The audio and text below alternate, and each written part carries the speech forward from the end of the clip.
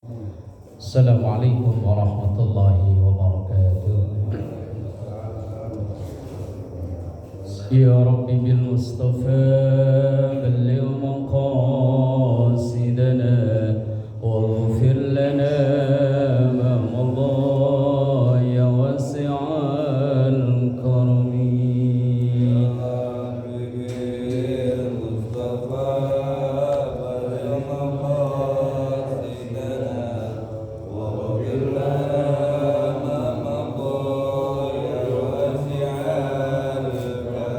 دعا إلى الله فالمستمسكون به مستمسكون بحبل غير منفصم.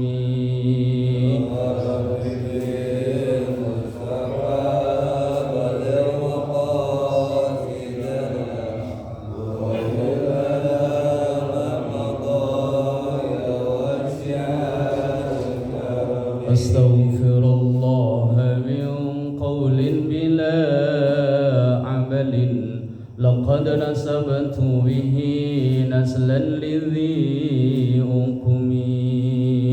يا ربي بالمصطفى واغفر لنا ما مضى يا واسع الكرم. اللهم صل وسلم وبارك عليه وعلى آله وأصحابه. الحمد لله الذي وكفى ثم الصلاة والسلام على سيدنا محمد المصطفى وعلى آله وأصحابه أهل الصدق والوفاء. سبحانك لا علم لنا إلا ما علمتنا إنك أنت العليم الحكيم. رب اشرح لي صدري ويسر لي أمري واحلل عقدة من لساني يفقهوا قولي واجعل لي وزيرا من أهلي. أما بعد. حضرات العلماء والقرماء وحضرات الجماعة wabil khusus segenap pengurus Pak Ustadz Alwi dan yang lain yang hadir pada kesempatan subuh berbahagia ini, semoga kita selalu diberkahi, diridhoi dan dikaruniai sehat afiat, panjang umur dalam taat ibadah kepada Allah Subhanahu wa taala. Alhamdulillahirabbil alamin, memuji dan bersyukur, dan kita mengawali dengan mendoakan kedua orang tua kita, guru-guru kita, para pendahulu kita, semua orang yang berjasa berbuat baik pada kita, terkhusus yang telah memperjuangkan berdirinya Masjid Al-Muhajirin ini. Kita doakan anak cucu keturunan kita semoga semua dijadikan saleh salehah, keluarga sakinah mawaddah warahmah, rezeki yang halal dan barakah. Kita doakan bila ada yang sakit, mungkin dari jamaah kita atau keluarga kita dimanapun berada, atau warga yang tinggal di perumahan Villa Mahkota Indah ini yang sakit, kita doakan segera diangkat penyakitnya, diganti dengan sehat afiat. Ala hadziniyah wa ila hadratin nabiyil mustafa Muhammadin sallallahu alaihi wasallam. Syai'ulillahi lahum al-fatihah. A'udzu billahi minasy syaithanir rajim. Bismillahirrahmanirrahim. Alhamdulillahi rabbil alamin, arrahmanir rahim, maliki yaumiddin. إياك نعبد وإياك نستعين اهدنا الصراط المستقيم صراط الذين أنعمت عليهم غير المغضوب عليهم ولا الضالين آمين آمين يا رب العالمين. Bismillahirrahmanirrahim. Pada taklim yang lalu kita membahas tentang isti'adzah atau ta'awudz, membaca a'udzubillahi minasyaitonir rajim, memohon pada Allah agar kita dijauhkan, dilindungi dari bujuk rayu setan. Kemudian juga dijelaskan yang saya kutipkan dari kitab tulisan Imam An-Nawawi Banten, Maraqiyul Ubudiyah, bahwa setan itu ada 9 kelompok dan dari masing-masing itu ada tugas dan kewajiban mereka. Dah, lanjutan kita ngaji sekarang adalah hukmul isti'adzah, hukum membaca isti'adzah atau a'udzubillahi minasyaitonir rajim. Al-isti'adzatu mandubatun fi ra'yi jumhuril ulama fi kulli qira'atin fi ghairi sholati. Al-isti'adzah membaca a'udzubillahi minasyaitonir rajim mandubatun itu disunnahkan. Fi ra'i jumhuril ulama menurut pendapat mayoritas ulama. Kalau penulis kitab menuliskan mayoritas berarti ada yang minoritas, ada yang mempunyai pandangan hukum berbeda. Secara mayoritas dihukumi mandubah sunnah. Fi kulli qiraatin di setiap membaca, wabil khusus membaca Quran, fi ghairis sholati di luar sholat atau di dalam yang bukan sholat. Amma fi sholati, adapun membaca a'udzubillahi minasyaitonir rajim fi sholati di dalam sholat, faqala al-malikiyah menurut dalam mazhab Maliki yukrahu hukumnya makruh at-ta'awudzu membaca ta'awud wal basmalatulan dan membaca bismillah qabla al-fatihati sebelum membaca fatihah wasurati dan surah. Ini menurut ulama Malikiyah dan ini yang dipakai oleh rata-rata muslim Saudi. Maka kalau yang berangkat haji, berangkat umroh, ketika makmuman sholat kok imamnya nggak baca ta'awudz, nggak baca bismillah, ya karena memang mereka mengikuti ulama Malikiyah. Kan kita sering nonton di YouTube kadang ya, live sholat Jumat, live sholat apapun yang dari Masjidil Haram tanpa membaca ta'awudz dan bismillah, langsung alhamdulillahi rabbil alamin. Ini mengikuti pendapat Malikiyah. Kenapa mereka berpendapat seperti ini? Li hadis Anas bin Malik, karena mengikuti hadis dari sahabat Anas bin Malik, annan nabiyya sallallahu alaihi wasallam wa Abu Bakrin wa Umar kanu yaftatihuna as-salata bilhamdilillahi rabbil alamin. Yang menjadi dasar dari ulama Malikiyah ini adalah hadis yang diriwayatkan dari sahabat Anas bahwa Rasulullah, Abu Bakar dan Umar ketika sholat diawali atau dibuka dengan alhamdulillahi rabbil alamin tanpa didahului dengan a'udzu atau bismillah.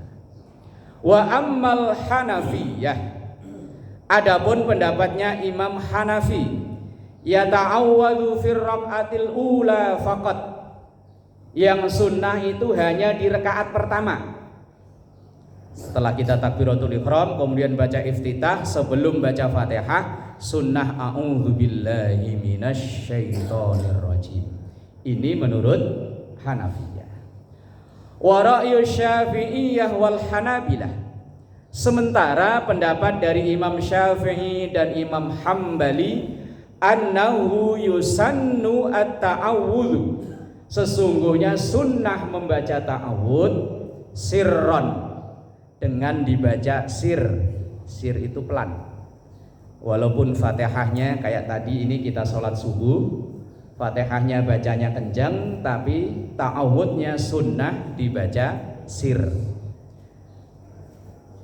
Awwala kulli rak'atin qabla al-qira'ah, setiap di awal rakaat sebelum membaca, artinya sebelum membaca Fatihah maupun membaca surat. Di setiap rakaat itu menurut Syafi'iyah dan Hanabilah, menurut Imam Syafi'i dan menurut Imam Hambali. Lah kok hukum bisa beda-beda begitu? Kan satu pekerjaan, satu hal kok punya hukum berbeda-beda? Begini Pak, kalau dalam hukum tauhid itu titik, semua ulama sama.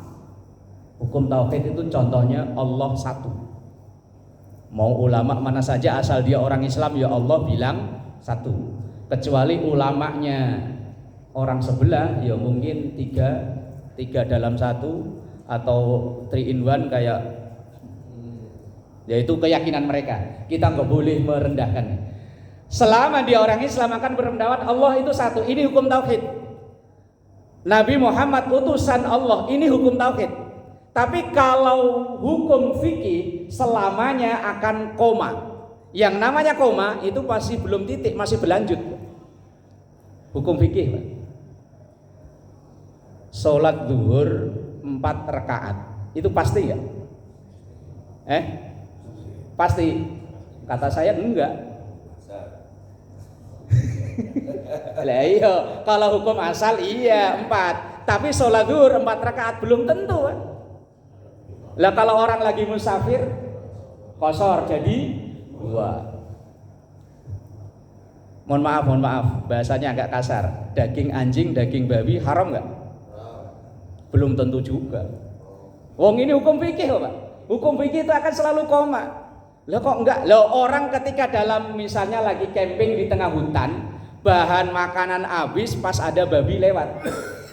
Adanya cuman ini. Kalau ini enggak diburu, enggak dimakan, bisa mati ini.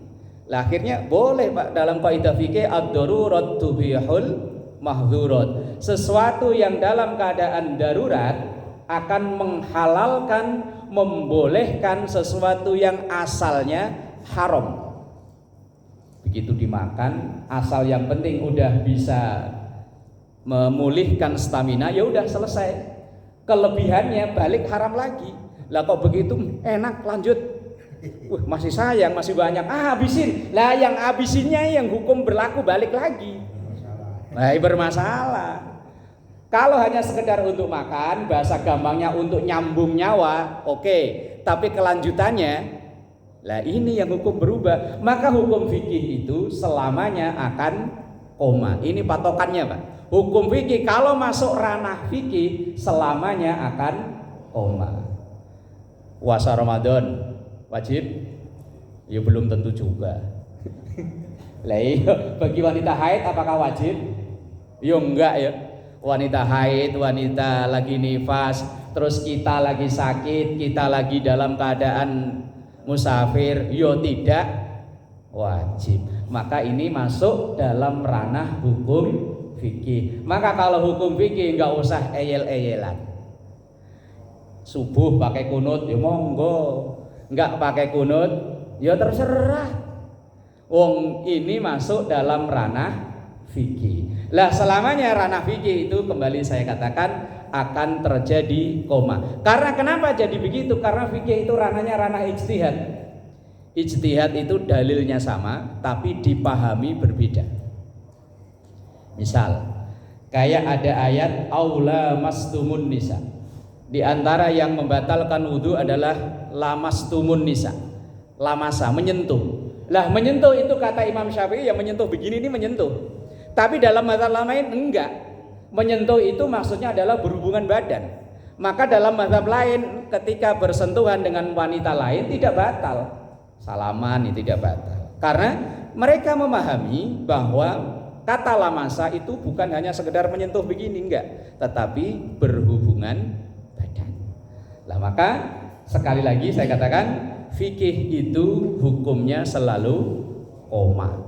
Akan ada kelanjutannya, termasuk membaca a'udzubillahi minasyaitonirrajim. Karena ini ranah fikih, maka hukumnya berbeda-beda. Kalau tadi ulama Maliki menghukuminya makruh karena Rasulullah nggak nyontoin. Ini menurut Maliki, tapi dalam mazhab yang lain seperti Imam Hanafi misalnya tadi mengatakan sunnahnya hanya di rakaat pertama saja. Tapi Imam Syafi'i dan Imam Hambali mengatakan setiap rakaat di dalam sholat maupun di luar sholat, setiap membaca Quran sunnah hukumnya untuk membaca a'udzubillahi minasyaitonirrajim, karena mengikuti umumnya ayat wa idza qara'tal Qur'an fasta'idz billahi minasyaitonir rajim. Ini dalil umumnya. Ketika engkau akan membaca Quran, baik di dalam sholat maupun di luar sholat, fasta'idz, maka berlindunglah kepada billahi, kepada Allah, minasyaitonir rajim, dari godaan atau gangguan setan yang terkutuk. Ini dalil secara umum. Ini hukum membaca ta'awudz.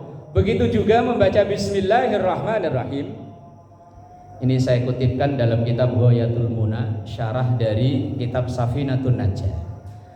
Membaca bismillah itu secara umum, secara mendasar, tadi kata Pak Louis, secara mendasar hukumnya sunnah.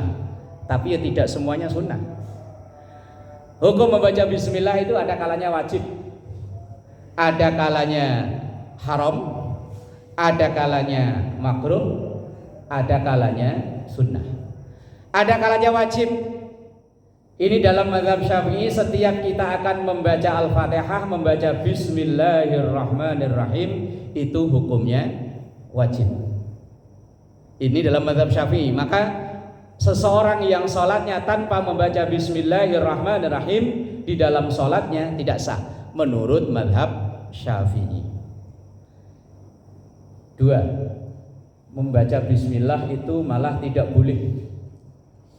Dalam bahasa lain haram, yaitu ketika akan mengawali membaca surah At-Taubah di juz 10, bara'atum minallahi wa rasulihi dan seterusnya. Ketika akan mengawali surat ini membaca bismillah justru malah tidak boleh. Jadi langsung. Maka satu-satunya dalam Quran yang perpindahan surat dari satu surat ke surat berikutnya yang tidak tercantum bismillahirrahmanirrahim hanya di surat itu. Yang lain semuanya dari Al-Fatihah ke Al-Baqarah, dari Al-Baqarah ke Ali Imran terus. Tetapi perpindahan yang ke surah Bara'ah atau surat Taubah tidak dicantumkan bismillah, karena memang dihukumi tidak boleh atau haram dalam mengawali surah At-Taubah. Ini juga ada dalam kitab Risalatul Qurra wal Huffaz tentang ketidakbolehan membaca bismillah di awal At-Taubah.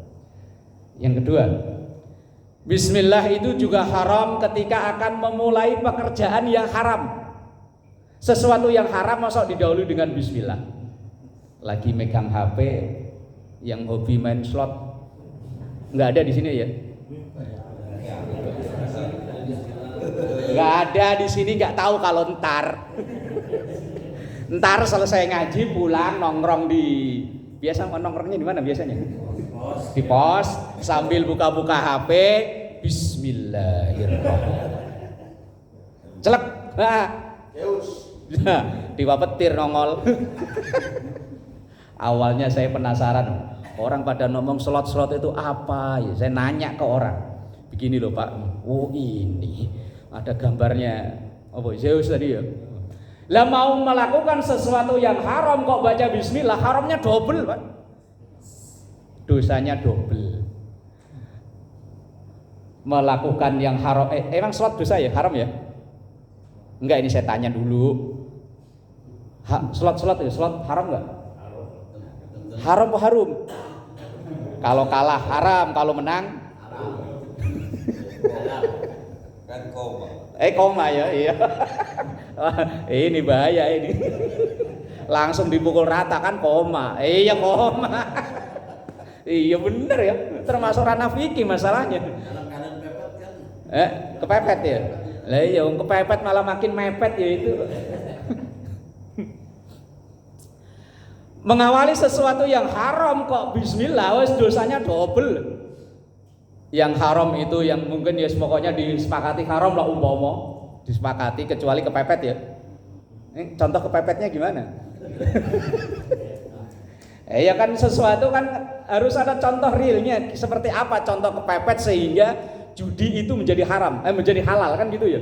Kalau tadi saya bilang anjing atau babi haram asalnya menjadi halal kan saya dari contoh. Ketika di tengah hutan nggak ada makanan, adanya itu. Lah kalau slot contohnya gimana contohnya?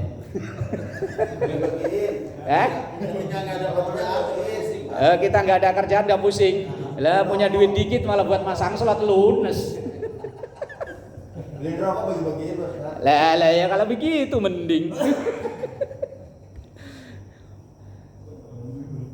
haram membaca melakukan pekerjaannya ya haram, membaca bismillahnya ya haram, karena termasuk merendahkan, melecehkan bacaan Quran untuk mengawali sesuatu yang haram. Kemudian membaca bismillah itu dihukumi makruh, lebih baik tidak. Ini kalau ini saya ambil dari satu sisi dari mazhab Syafi'i saja, bukan dari mazhab lain, karena mayoritas kita orang Indonesia ini mengikuti mazhab Syafi'i. Makruh ketika akan melakukan sesuatu yang makruh pula. Apa contohnya makruh ya? Ngerokok. Kata Pak Alwi wajib. Oh malah ya. Iya. Bener Pak, saya dulu waktu nyantri, kiai saya itu perokok berat. Beliau kalau ngajar itu posisi duduknya begini Pak. Ngajar dari jam 7 sampai setengah 10, itu kadang sebungkus lebih. Rokoknya yang gudang garam merah. Cuman beliau kalau lagi sakit gigi, santri-santri udah paham. Asal beliau kok pagi-pagi rokoknya dikeluarin Samsu, lagi sakit gigi. Nah, beliau bilang, ketika ditanya, "Yai, hukumnya rokok gimana?" Beliau bilang, "Tergantung. Kalau saya wajib." Loh kok begitu? Lah iya, saya kalau nggak ngerokok, kepala saya pusing, nggak bisa mutolaah, nggak bisa belajar. Kalau nggak ngajar, nggak belajar, besok paginya ngajar nggak maksimal. Sesuatu yang mendukung sesuatu yang wajib, maka sesuatu itu hukumnya wajib. Ngajar wajib, ya kan? Ngerokok sih asalnya hukumnya wallahu alam bisawab lah. Tetapi karena rokok ini bisa mendukung beliau belajar dengan maksimal, maka rokok menjadi wajib. Kata beliau, menurut kalau kalian para santri haram, belum punya penghasilan, cuman minta mulu. Lah kalau nanti udah punya penghasilan, ya terserah, asal tidak membawa madorot ya terserah. Itu hukum koma Pak Alwi ya. Kata Pak Alwi mah wajib, wajib. Kata yang enggak doyan ya haram. Nah, ini hukum fikih nggak bisa dipukul rata Pak, tergantung. Sholat 5 waktu aja belum tentu wajib ya. Sholat 5 waktu kan yang belum tentu wajib juga lah kan. Bagi wanita haid ya enggak wajib, wanita menstruasi wanita yang nifas ya tidak wajib, yang tidak memenuhi syarat dan ketentuan ya sama tidak wajib. Bismillah. Kemudian yang keempat, membaca bismillah. Tadi kan ada kalanya wajib, ada kalanya haram, ada kalanya makruh. Makruh yang selanjutnya adalah ketika akan membaca surah At-Taubah di ayat kedua sampai ayat yang terakhir. Kalau ayat pertama tadi dihukumi haram, nggak boleh, tapi ayat kedua sampai ayat terakhir dihukumi makruh. Artinya tidak perlu membaca bismillah, ta'awudz langsung baca ayatnya. Selain dari kondisi itu tadi, membaca bismillahirrahmanirrahim secara umum hukumnya sunnah. Mengawali setiap pekerjaan berdasarkan hadis kullu amrin dzibalin la yubtada'u bi bismillah fahuwa aqta. Kullu amrin, setiap sesuatu, dzibalin yang ada nilai kebaikannya. Dalam tanda kutip ada nilai kebaikannya. Kalau pasang slot ada nilai kebaikannya ya. Kalau pemain pokoknya selalu membela.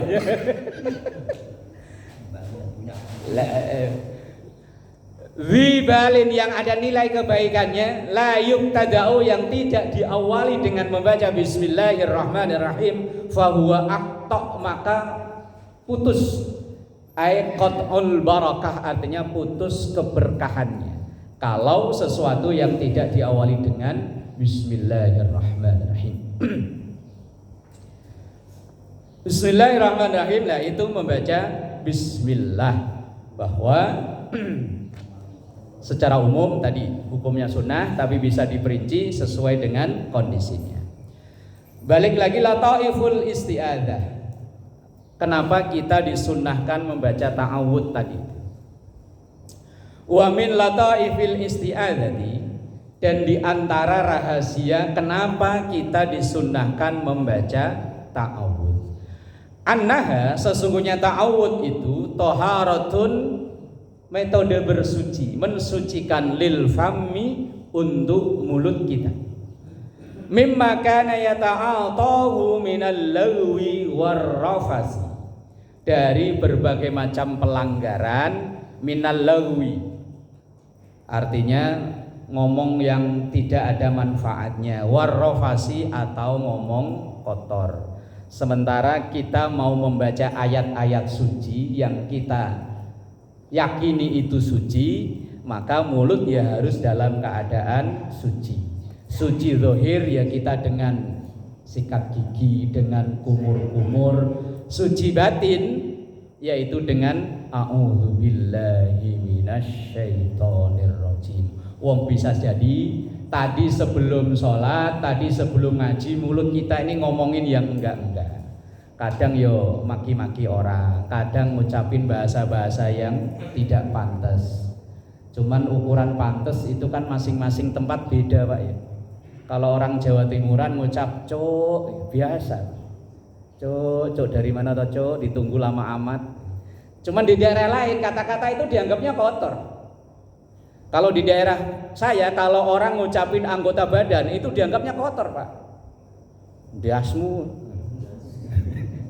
Lah ya kan anggota badan kan pala endas. Raimu kotor nyebutnya. Daerah saya apalagi kalau udah yang organ dalam, ususmu.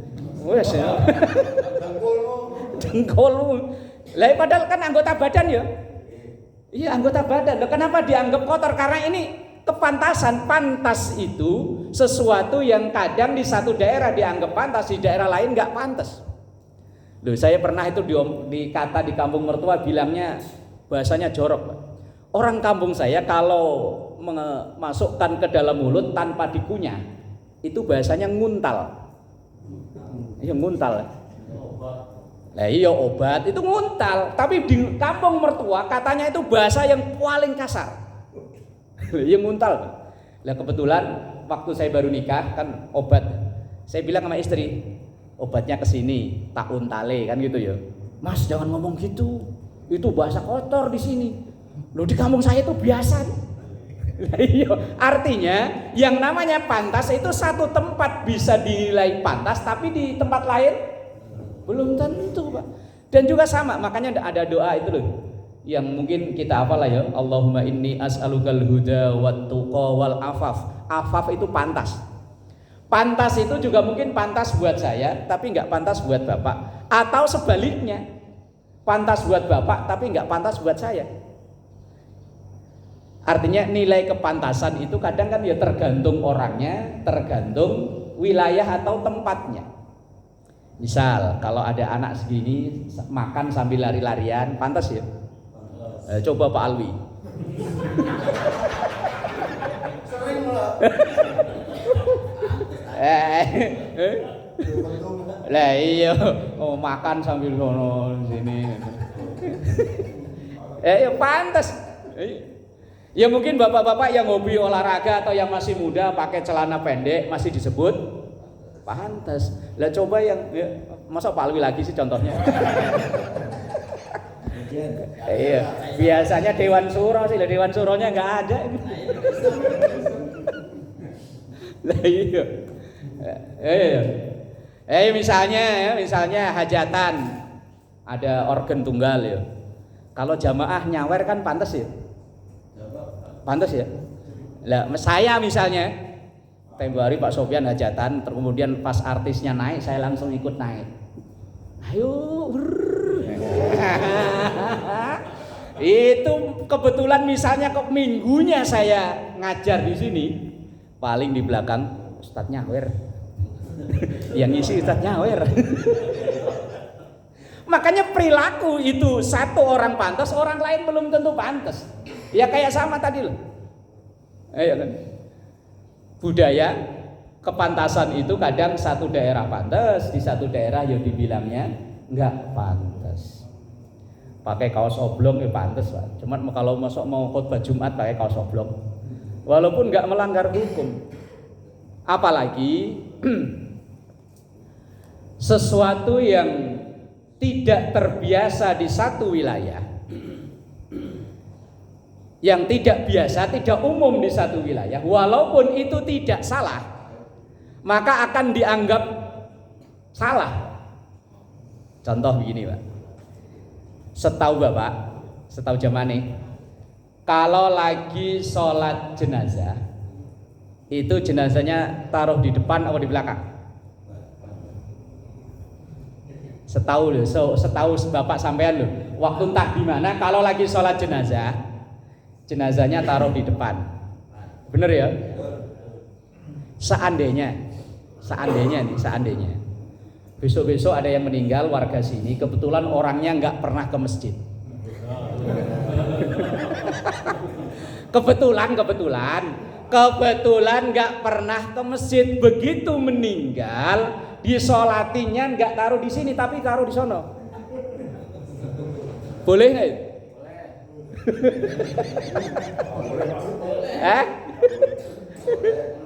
Jenazahnya nggak taruh di depan tapi taruh di belakang. Yo segini aja.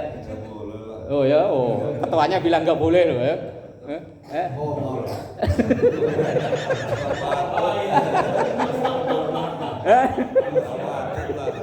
Kembalikan lagi kepada kabur. Taruh di belakang kabur. Jalan duluan gitu ya. Kita sholat jenazah itu tidak ada kewajiban jenazah harus taruh di depan. Nggak ada kewajiban. Seandainya taruh di belakang pun nggak masalah. Cuma umumnya kalau di daerah situ taruh depan, ya udah taruh depan. Kalau taruh belakang jadi masalah. Apalagi kebetulan orangnya nggak pernah ke masjid. Lah iyalah umpama orangnya nggak pernah ke masjid, begitu meninggal nyolatinya. Kata Ustadz katanya kalau sholat jenazah nggak harus jenazah taruh depan taruh belakang. Ya udah kita praktek lah taruh belakang. Lah begitu sholatin yakin keluarganya, mentang-mentang bapak saya nggak pernah ke masjid nyolatin nggak boleh taruh di depan tuh kan. Padahal sesuatu nggak salah loh ini. Sesuatu yang nggak salah tetapi nggak umum di masyarakat situ, kalau diterapkan akan bikin masalah. Ya tadi, mentang-mentang bapak saya nggak pernah ke masjid, umpama. DKM-nya nih. Lah iya DKM-nya pasti akan digeruduk sama warganya. DKM begini. Wah, nih Pak Alwi sentimen ini mentang-mentang bapak saya nggak pernah ke masjid nyolatin nggak boleh masuk masjid. Makanya kita itu kan ada dalam hukum fikih itu ada istilah namanya al-adah muhakkamah. Adah udah menjadi bahasa kita adat.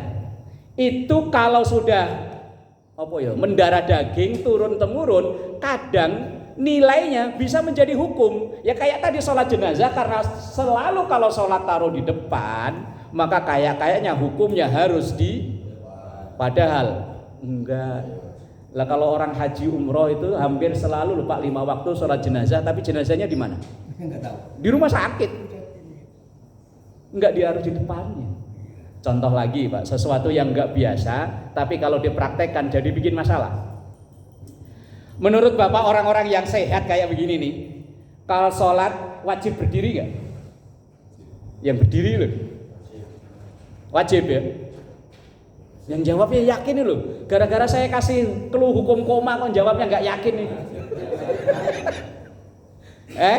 Secara umum yang kita nih masih sehat seger buger begini nih, kalau sholat wajib berdiri nggak? Lah gitu loh yang semangat. Biar walaupun nanti saya tentang itu jawaban. Berdiri wajib itu bagi sholat wajib bagi yang mampu. Lah kalau sholat sunnah tidak wajib Pak, walaupun Bapak masih sehat seger buger begini. Lah kok itu nanti misalnya tarawih dipraktekkan. Lo kok ketawa ya? Lah ya seandainya praktek nanti tarawih praktek Bapak-bapak dan jamaah untuk tarawihnya ini biar nggak capek. Iya sholat isyaknya berdiri, nanti sholat tarawih witir semuanya duduk. Lah ya kalau yang ngaji sih paham ya, karena nggak ada kewajiban untuk berdiri di selain sholat wajib. Lah kalau yang nggak ngaji, begitu datang ini sholat apa kok pada duduk? Ini jamaahnya pada gempor semua. Maka jamaah yang dimuliakan Allah, tadilah al-adah muhakkamah. Adat kebiasaan itu kadang bisa menjadi hukum. sesuatu yang ini saya ulang-ulang. Makanya saya Pak, kalau biasanya diundang di satu tempat tertentu, saya akan nanya di sini biasanya gimana. Saya nggak mau memaksakan kebiasaan saya. Apalagi sholat taraweh di masing-masing masjid kan kadang beda-beda Pak. Ada yang formasi Barcelona 4-4-3. Barcelona kan 4-4-3 kan ya andalannya ya Pep Guardiola dulu ya. Itu ada yang tarawih itu formasinya 4-4-3 Pak. Tarawihnya 11, 4 rakaat salam, witir langsung 3. Berarti 4-4-3. Ada yang Inter Milan Pak. 2-2-2-2-2-3. Itu. Ada yang begitu sholat tarawihnya 8 rakaat, cuman 2 rakaat salam, nanti witir langsung 3 salam. Langsung 3 rakaat langsung 1 kali salam. Ada yang 2-2-2-2-1. Lah, saya biasanya kalau datang akan yang belum pernah akan saya tanya, ini di sini biasanya gimana? Barcelona Pak Ustadz? Oh ya paham saya 4-4-3. Di sini Inter Milan Pak 2-2-2-3. Oh iya. Saya nggak mau memaksakan. Karena kalau saya memaksakan akan timbul masalah walaupun ini sesuatu yang berbeda dan sama-sama benar. Ya kayak tadi sholat jenazah di belakang bikin masalah baru, sholat sunnah duduk bikin masalah. Saya dulu awalnya Pak, ketika belum ngaji, ngelihat seorang yang saya yakin itu orang alim. Begitu selesai sholat isya, sholat ba'diyahnya kok duduk. Saya perhatiin dari belakang, itu sholat atau masih wiridan, tapi kok gerakannya begini, kok sholat mosok duduk. Saya belum ngerti, begitu udah ngaji, oh iya, ternyata kewajiban untuk berdiri itu hanya di sholat wajib bagi yang masih kuat berdiri. Walaupun masih kuat berdiri, tapi kalau sholat sunnah boleh duduk. Tapi kalau ini tidak umum dilakukan di Al-Muhajirin, ya nggak usah dilakukan, akan bikin masalah. Lah tarawih kok dari awal duduk. Ya, lagian juga nggak seru lah ya, tarawih duduk dulu ya. Enggak seru. Nah, kok sampai ke situ apa tadi ya? Minal lagwi warrafasi, kita membaca ta'awud itu untuk membersihkan mulut kita ini karena mungkin sebelum sholat, sebelum baca Quran sering mengucapkan kata-kata yang kotor dan tidak pantas itu tadi. Nah, untuk membersihkan secara batinnya, kalau secara zahirnya ya dengan cuci kumur-kumur dengan sikat gigi, tapi secara batinnya membersihkannya dengan a'udzubillahi minasyaitonir rajim. Wong kayaknya di kresek itu udah nongol ya. Ya wallahu a'lam bissawab. Al-Fatihah. A'udzubillahi